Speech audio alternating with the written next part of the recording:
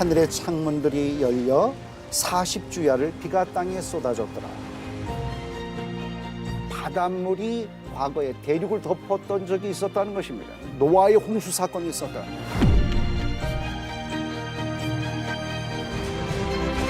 무언가에 의해서 침식당해서 깎여버린 겁니다. 한 덩어리였던 대륙들이 움직이기 시작을 한 거예요. 현재 진행되는 일들, 이걸로 설명을 하려고 하는 거예요. 종의 기원이라는 책을 써서 진화론을 세상에 널리 퍼뜨리게 된 거예요. 자연을 창조하셨고 성경도 하나님께서 주신 것이기 때문에 이 두 가지는 서로 일치해야만 합니다. 그 바른 과학이 바로 창조과학입니다.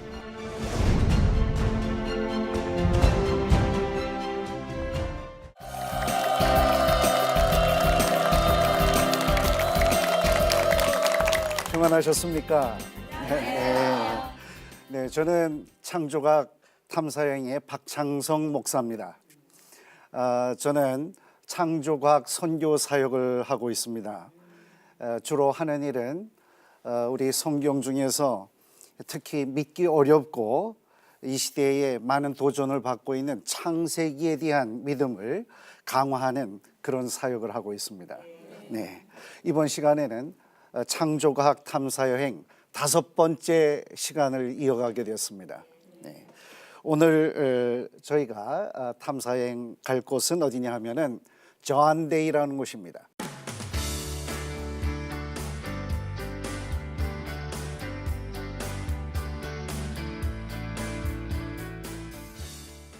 저한데이.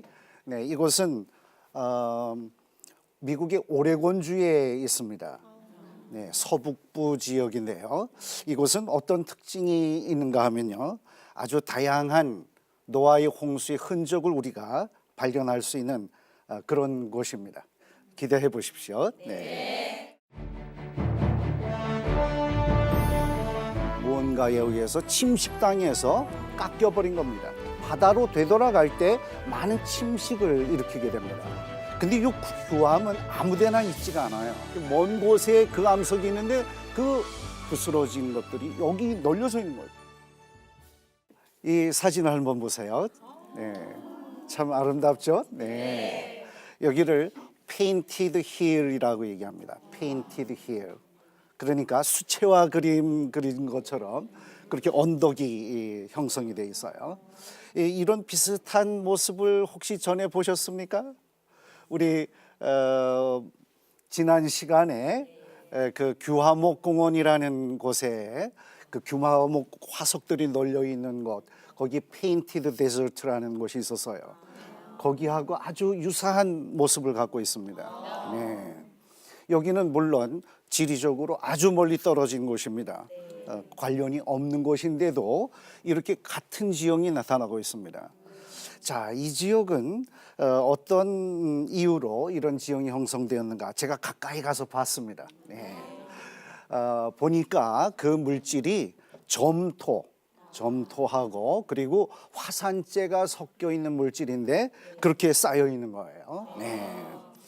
지금 수평한 줄무늬도 보이시죠? 네. 이것은 바로 물에 의한 작용이다 하는 암시를 주고 있습니다. 원래 화산재라는 것은 화산이 분출했을 때 공중으로 날아간 화산재가 떨어져서 눈 내리듯이 이렇게 덮이는 거예요. 네. 근데 왜 이렇게 봉우리처럼 형성이 됐을까요?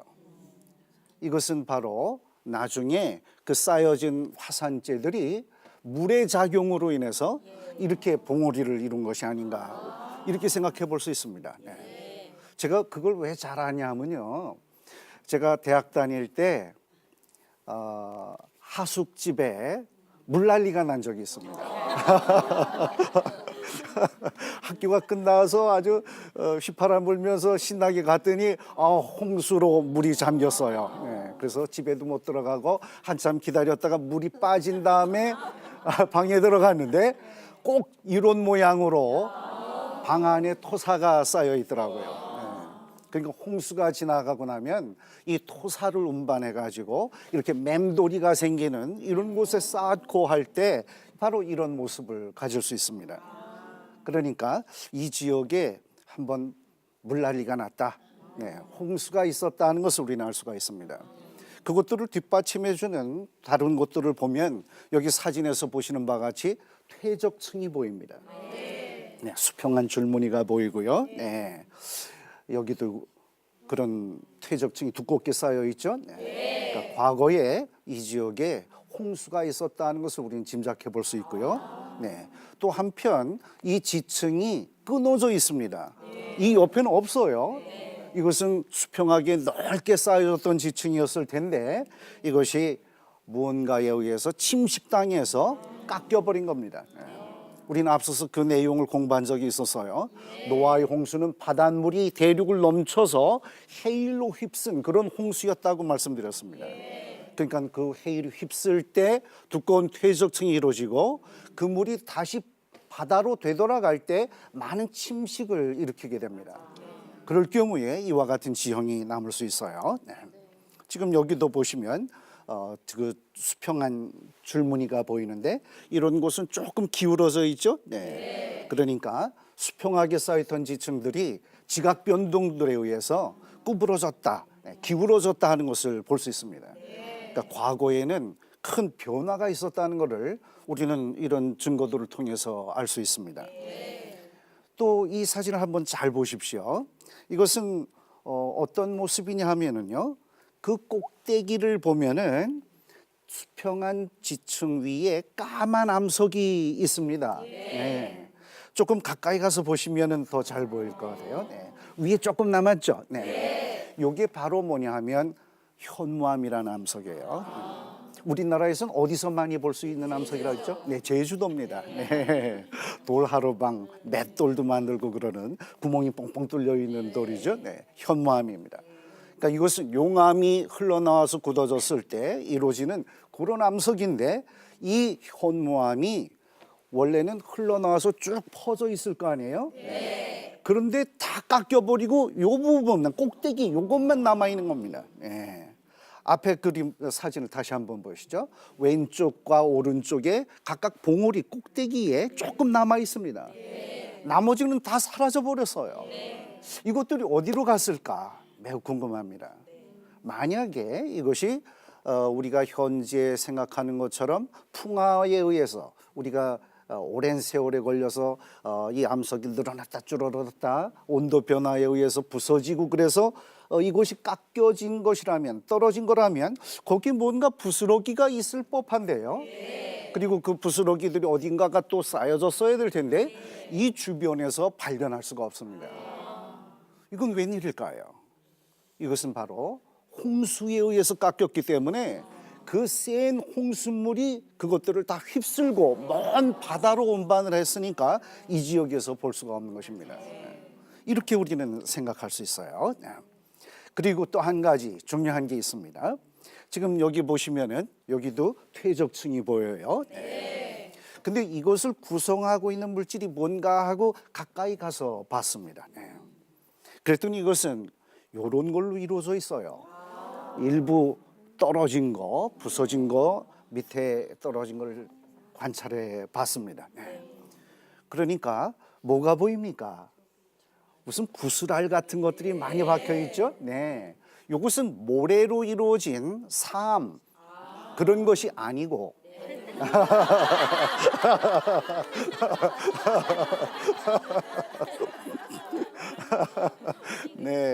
자갈과 같은 크기의 좀 입자가 큰 것들로 이루어져 있습니다. 이것을 우리는 여감이라고 그래요. 자갈역자를 써가지고 여감 한자로 그렇게 표현을 합니다. 이 여감을 한번 유심히 보십시오. 모양이 어떻게 생겼습니까? 동글동글하지요? 구슬알 같아요. 이건 뭘 암시하는 걸까요? 그것이 운반되온 거리가 멀다. 그럼 멀리서 운반되어 오느라고 갈려져 가지고 동글동글해지는 겁니다. 그리고 그 입자들, 요거 구슬알 같은 거, 요 자갈들을 한번 유심히 보시면 색깔이 좀 다르죠? 흰 거, 검은 거 막 여러 가지가 섞여 있습니다. 이건 뭘 말해주냐 하면 여러 지역에 있는 암석들이 휩쓸려 와서 섞여서 굳어진 거다 하는 걸 알 수 있어요. 꼭 시멘트, 콘크리트와 같습니다. 자갈들 있고 모래 있고 그리고 시멘트 가루를 반죽하면 나중에 굳어졌을 때 콘크리트의 모습이 이것과 똑같아요. 여감이 아주 그런 건데요. 여기서 특이한 사실은 뭐냐 하면은요. 그 중에 들어있는 자갈 중에서 어떤 것은 이렇게 생긴 게 있습니다. 겉으로 보면은 약간 뭐 색깔이 좀 짙게 보일 것도 있는데 쪼개 보면 안에가 저렇게 하얗습니다. 아주 설탕가루 같아요. 어떤 부분들은 투명하게도 느껴집니다. 여러분들 이 암석이 뭐냐 하면요. 옛날에 불을 피우기가 어려웠을 때 딱딱 부딪혀가지고 그건 무슨 돌이라 그래요? 부싯돌. 네. 또 차돌맹이라고도 하죠. 바로 그겁니다. 네, 요 차돌맹이라는 요 암석은 모래가 굳어진 암석인 사암이 열을 받았을 때 변질돼 가지고 요런 규암이라는 암석이 되는 거예요. 학술 용어로 차돌을 규암이라고 얘기를 합니다. 근데 이 규암은 아무데나 있지가 않아요. 왜냐하면 모래가 굳어진 사암이 열을 받았을 때만 생기기 때문에 그것이 존재하는 곳이 특정한 곳에만 있습니다. 그래서 미국의 경우도 보면은 캐나다 지역하고 또 몬태나라는 지역, 여기에 있어요. 지금 지도상에서 보면 약간 불그스레하게 표시된 그 부분들이 바로 이 규암이라는 암석이 존재하는 곳입니다.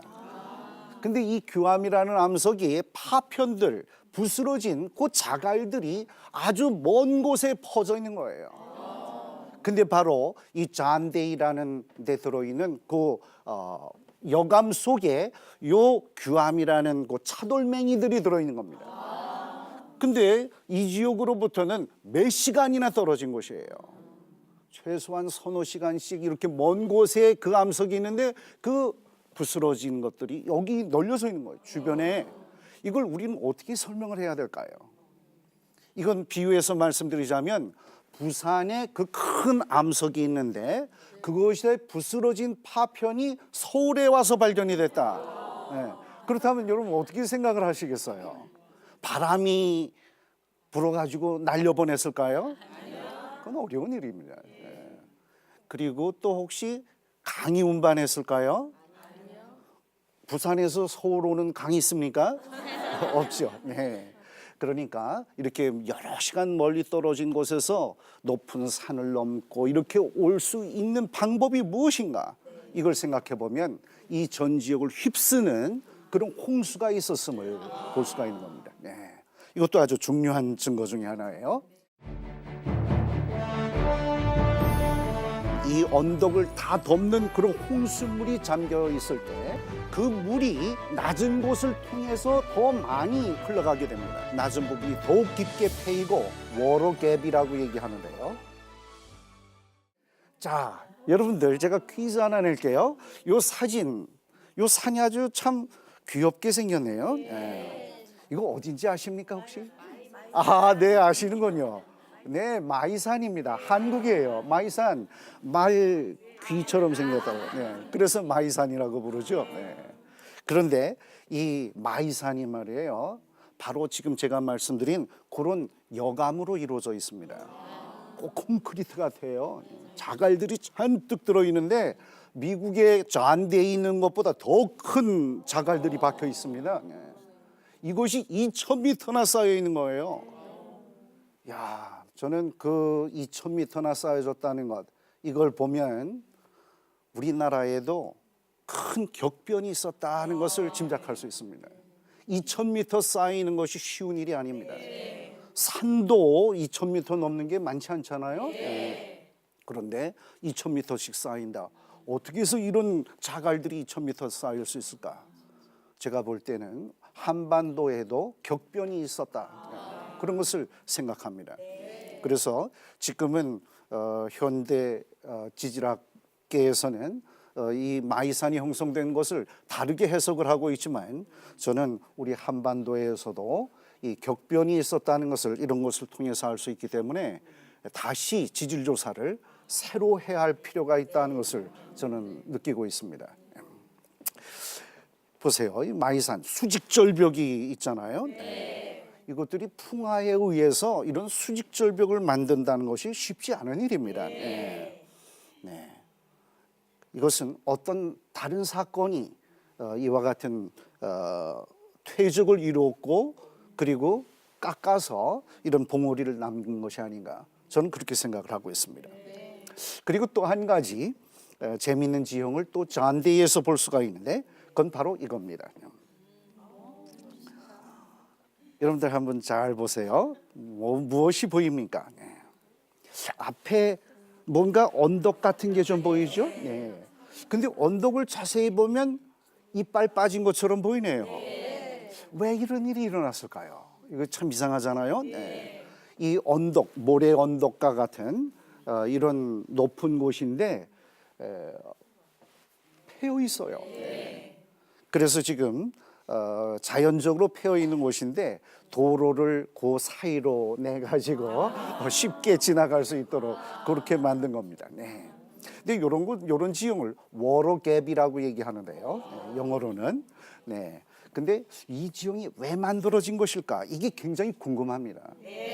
무엇이 이것을 깎았길래 이렇게 패여 들어갔을까? 이게 궁금해요. 혹시 어떤 분은 이렇게 생각하는지 모릅니다. 옛날에 물이 흘렀다. 지금은 물이 안 흐릅니다, 여기에. 네. 그러나 옛날에 강물이 흘러가지고 이걸 깎았다, 이렇게 생각하실 수도 있을 거예요. 그러나 그건 좀 이상합니다. 왜냐하면 물이 높은 곳을 타 넘어가는 일도 있나요? 그렇지 않죠? 네. 높은 곳이 있으면 옆으로 돌아가기 마련입니다, 물이라는 것은. 근데 어떻게 이걸 깎았느냐 하는 거예요. 네. 그러니까 이것은 다른 이유 때문이라고 생각을 할 수 있습니다. 무엇일까? 한번 잘 생각을 해보세요. 이런 것이 만들어질 수 있는 경우는 바로 이 지역을 전체, 이 언덕을 다 덮는 그런 홍수물이 잠겨 있을 때, 이때 일어날 수 있습니다. 왜냐하면 그 홍수물이 빠져나갈 때 보면 점점 낮아지겠죠. 네. 이때 모래 언덕이 있을 경우에 모래 언덕이 똑같이 높이가 있지 않고 어떤 곳이 낮은 곳이 있으면 그 물이 낮은 곳을 통해서 더 많이 흘러가게 됩니다. 수위가 낮아져 갈수록 물들이 그리로 많이 모여가지고 막 빠른 속도로 흘러가게 돼요. 그래서 그 낮은 부분이 더욱 깊게 패이고 나중에 물이 다 빠지고 나면 저와 같이 언덕 중에 일부 이렇게 이빨이 빠진 것 같이 이렇게 깊이 파인 곳이 생기게 되는 겁니다. 네. 그러니까 이것을 보면 우리는 뭘 알 수가 있냐 하면은 이 지역에 홍수가 있었구나. 그 흔적들이 이렇게 많이 남아 있구나 하는 것을 알 수 있습니다. 네. 그리고 또 이 잔데이라는 곳은요, 뭘로 유명하냐 하면은 화석으로 유명한 곳입니다. 화석은 주로 많이 발견되는 것이 뭐냐면 조개 종류가 많이 발견이 되고요. 그 다음에 물고기 종류가 많이 발견이 됩니다. 그 외에 포유류와 같은 생물들, 말이나 사슴, 낙타 뭐 이런 종류의 동물들을 포유류라고 그러죠. 젖먹이 동물. 네.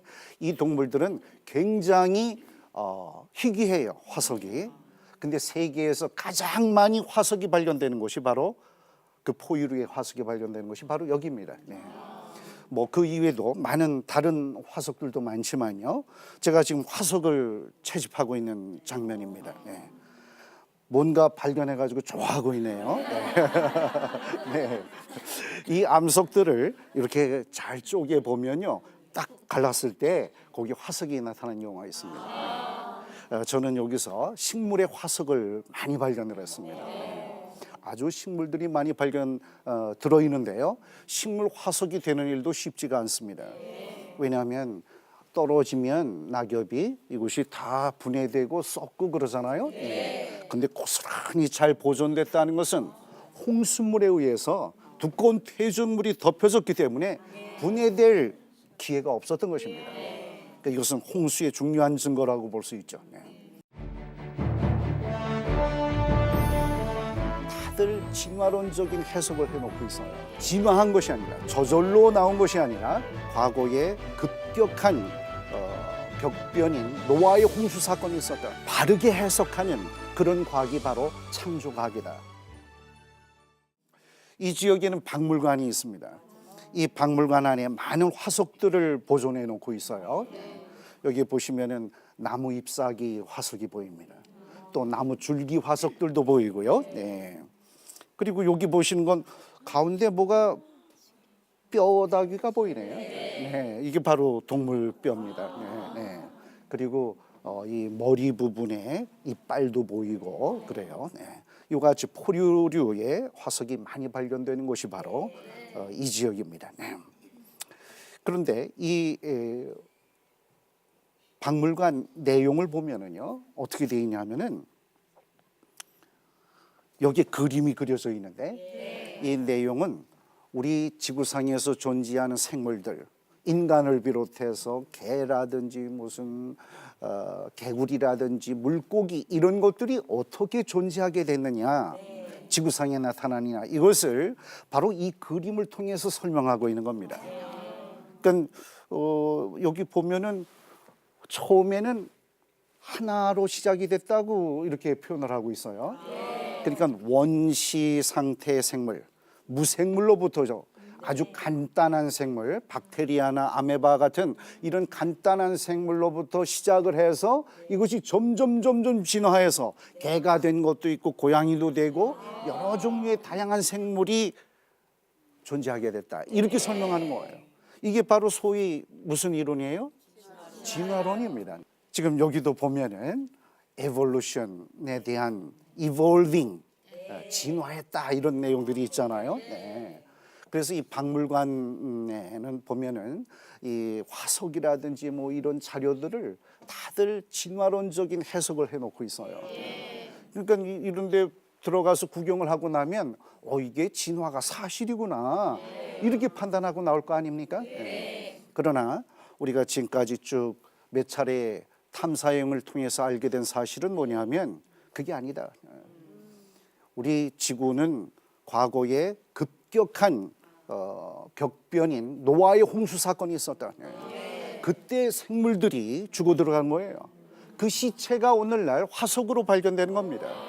그러니까 이 생물들은 같은 시대에 살았던 생물들이에요. 이것이 오랜 세월을 두고 쌓여진 것이 아니기 때문에 그 지층 속에서 발견되는 생물들의 순서가 진화 순서를 말해주는 것이 아닙니다. 그래서 이것은 잘못된 해석인데 이렇게 박물관에서 이와 같이 전시를 해놓고 있어요. 그래서 크리스찬들이 이런 박물관 대신에 우리 창조론에 입각한 그런 전시를 해야 되겠다 해서 미국에서는 이 크리에이션 뮤지엄, 창조 박물관을 만들었습니다. 아주 많은 방문객들이 매년 여기를 다녀가고 있어요. 1년에 뭐 20만 명 이상씩 방문을 합니다. 그래서 많은 사람들이 여기 와서 보고 성경의 기록과 실제가 일치하는 것을 보고 그리고 우리는 진화한 것이 아니라 저절로 나온 것이 아니라 하나님께서 창조하셨구나 하는 것을 확신하고 돌아가는 그런 박물관입니다. 지금 보시지만은 부모들이 어린아이들을 데리고 와서 이렇게 구경시켜 주지요. 아주 많은 사람들이 와서 방문해서 아이들을 가르치고 그럽니다. 그래서 저는 우리 네, 공룡이 막 움직이는 그런 모형을 만들어 놨어요. 우리도 이와 같은 창조 박물관을 건립하는 것이 참 필요하겠다 그런 생각을 갖고 있습니다. 우리 한국에도 있으면 좋고요. 또 저는 어떤 비전을 갖고 있냐면 이 창조 박물관을 미국의 그랜드 캐년에다가 세우면 어떨까 그런 생각을 하고 있어요. 좋은 생각이라고 생각됩니까? 네. 거기는요 1년에 500만 명이나 여행객들이 다녀갑니다. 그 대부분의 사람들이 외국 사람들이에요. 그러니까 우리가 거기다가 이 창조 박물관을 세운다면 아마 많은 사람들이 와서 볼 겁니다. 그러면서 성경에 대한 것도 알게 되고 예수님에 대한 것도 알게 되면 결국은 그 장소는 아주 국제적인 선교센터가 될 수 있으리라고 생각합니다. 그래서 지금 그 건립을 추진하고 있는 중입니다. 네, 여러분들도 한번 관심을 가져보시기 바랍니다. 언젠가 이 비전이 이루어질 날이 있으리라고 저는 확신합니다. 네.